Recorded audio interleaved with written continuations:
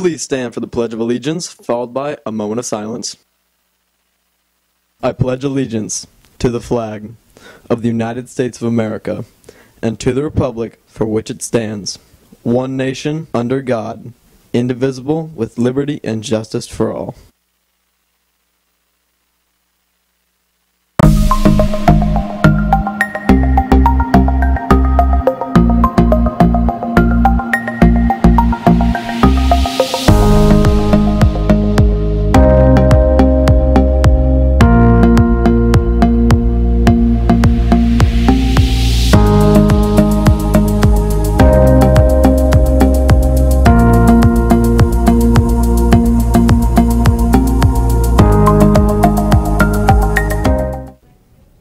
Good morning. Today is Tuesday, May 8th. I'm Zoe High. And I'm Logan Winter. Romeo and Juliet are about to bring their romance to Foothill. Foothill's theater classes are having their final performances of the year for free. Theater 1 has their one act tonight at 6 p.m. and Advanced Theater has their Shakespeare night on next Monday. Moving on to the kind of music that comes from the heart and throat, Choir has their final concert of the year for free tomorrow from 7 to 8:30 in the theater. And get ready to dance to the music of the 20s. This Friday, you can catch our choir and band's jazz night in the theater at 7 p.m. with special guest trombone player Francisco Torres. The time has finally come, Falcon, and this is the week you've been waiting for, and it's finally here. Yearbooks are being distributed on Friday during English classes. You will go to the gym lobby for your yearbook. You can still buy your yearbook until 2 p.m. tomorrow, then all sales will be cut off until Friday during your English class. So go to the banker and buy a yearbook. Now on over to Jana with all the sports going on today with FST News Sports. Good morning, Jana. Good morning. Starting off with boys baseball and girls softball, they both had their first regional games against Green Valley. Boys baseball is over at Green Valley and girls softball is here, both starting at 4 p.m.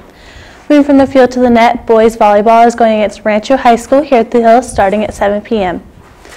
And girls soccer is having a preseason meeting in room 254 starting at 1:30. Now over to Evan Calverley with a few softball girls here in the studio. Good morning, Evan. Good morning. Today I have Kylie Becker, Skylar Glod, and Zoe Vandeveer with me.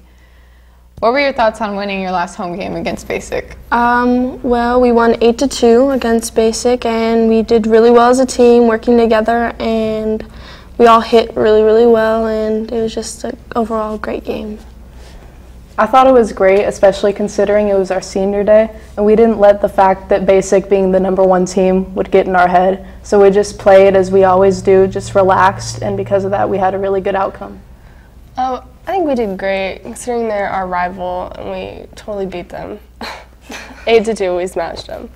It was overall great. How do you think regionals will turn out?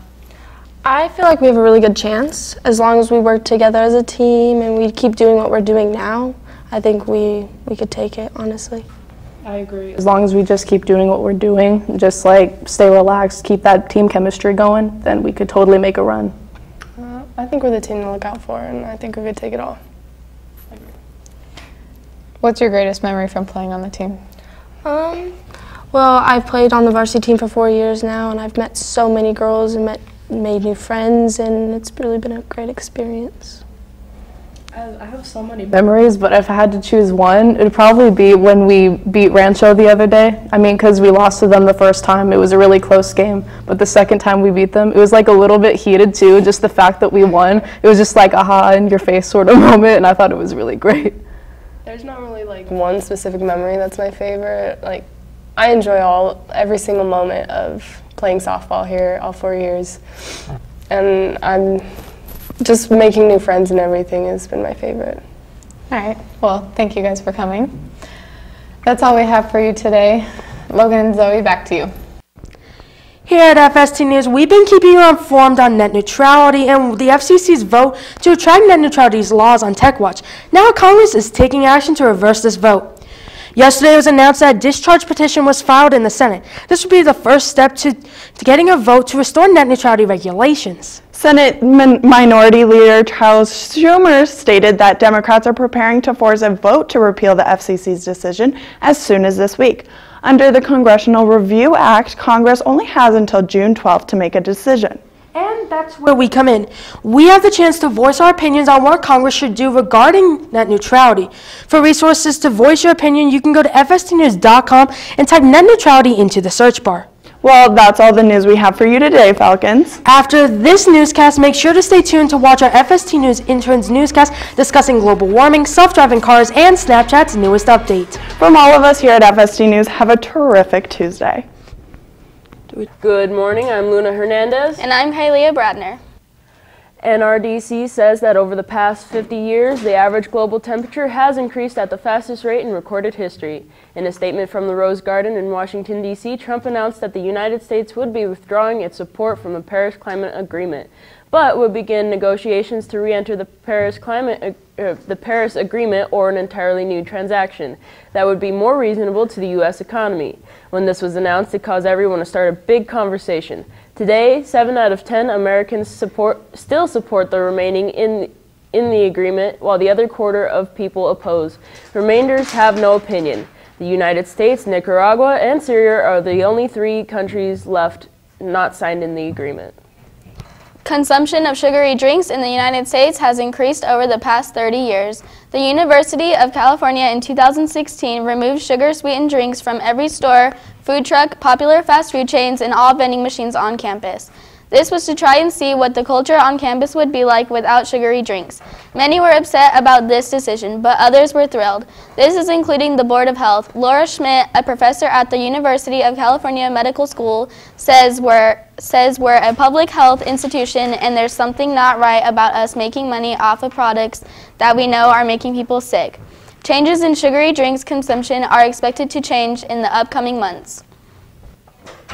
There has been new research on the Great Pacific Garbage Patch and how it is now 3 times the size of France. In 1997, an oceanographer by the name of Charles Moore was sailing between Southern California and Hawaii when he saw a horrifying sight. In a CNN article, he states, "I was confronted, as far as the eye could see with the sight of plastic." Now, almost 21 years later, the patch has now reached record size. The study has been conducted by the Ocean Cleanup Foundation. The researchers say that about 21% of the waste is from 2011 tsunami in Japan. Drug abuse is a serious public health problem that affects almost every community and family in some way, along with people we may know.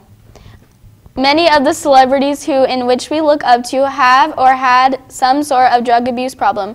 Many celebrities have been reported dead from an overdose. In fact, recently in 2018, lead singer Dolores O'Riordan of the band The Cranberries has passed away due to a temporarily unknown cause of death. Even though we do not know the cause of death, it is well known she was addicted to sleeping pills and struggled with depression after a devastating childhood incident, which led to an attempt of suicide. According to the National Institute on Drug Abuse, overdose rates have gone up and are expected to continue. Snapchat is a mobile messaging app to share photos, videos, text, and drawings. It has become hugely popular in a short period of time, especially with this new generation. Snapchat has now launched a feature that enables up to 16 people to take part in a live chat together, using video or just their voices. After seeing its best features cloned by Facebook for years, Snapchat is turning the tables and introducing features to its app that its competitor had first. The features are expected to be fully implemented on all users' apps over the next few weeks. Even though these features aren't entirely new, both may change how you interact with friends inside the Snapchat app. Animal cloning is becoming more common, and cloning extinct species could be the next thing. Findings revealed that on January 23rd, frozen skin was found from an extinct animal known as bucardo, a subspecies of the ibex that went extinct in 2001. Scientists have cloned endangered species before, but not ones that had officially died out. Some scientists even believe we will be able to retrieve DNA from dinosaurs. It's no surprise that DNA is present in the bones, but DNA samples only remain useful for about 1 million years. So it's unclear whether dinosaur DNA can be recovered.